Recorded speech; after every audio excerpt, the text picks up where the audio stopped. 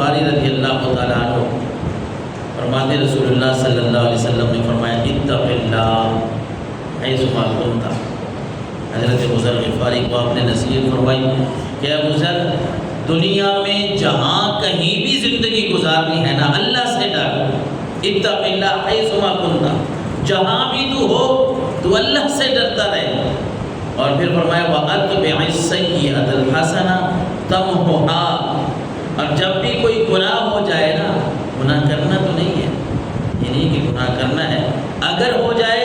تو پھر اللہ کے نبی نے فرمایا گناہ کے بعد کوئی نیک کام کر لے، اللہ تیرے اس گناہ کو مٹا دے گا، ختم کر دے۔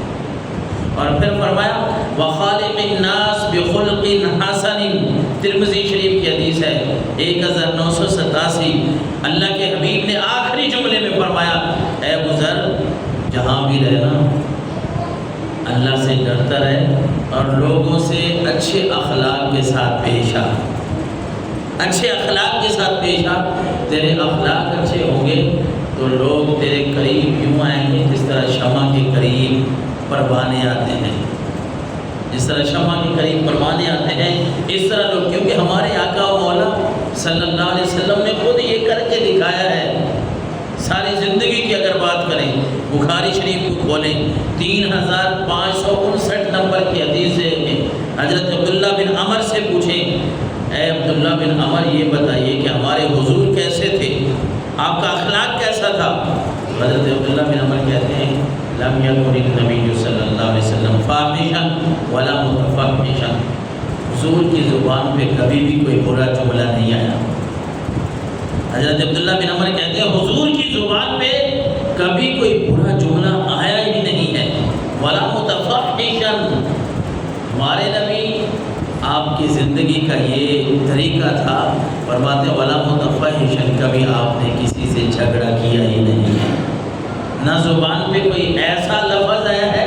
جو کسی کے لیے بھاری پن ثابت ہو، اور فرماتے ہیں ولا متفحشا، نہ ہمارے نبی صلی اللہ علیہ وسلم نے کبھی کسی سے کوئی لڑائی جھگڑا کیا۔ اور کہتے ہیں حضور فرمایا کرتے تھے ان من خیارکم احسنکم اخلاقا، تم نے اگر بہترین آدمی دیکھنا ہے نا، تم میں سے بہترین بندہ کون ہے تم نے دیکھنا ہے نا،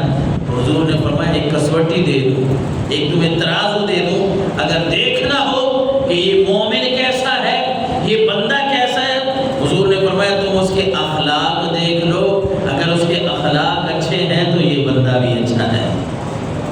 اور اگر اس کے اخلاق برے ہیں تو پھر برا بندہ ہے۔ ام المؤمنین